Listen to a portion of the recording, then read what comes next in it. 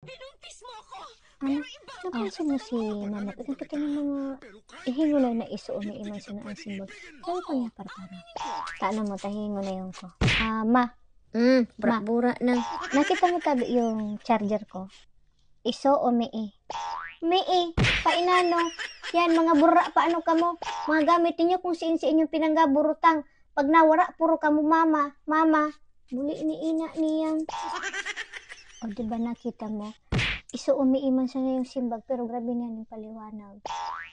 Puro barang kumandaw. Ma.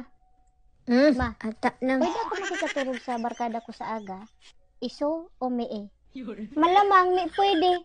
Ano ka, mga pensyonado? Na kung saan ninyo gusto mag-realize, manggaralayasan na ka mo?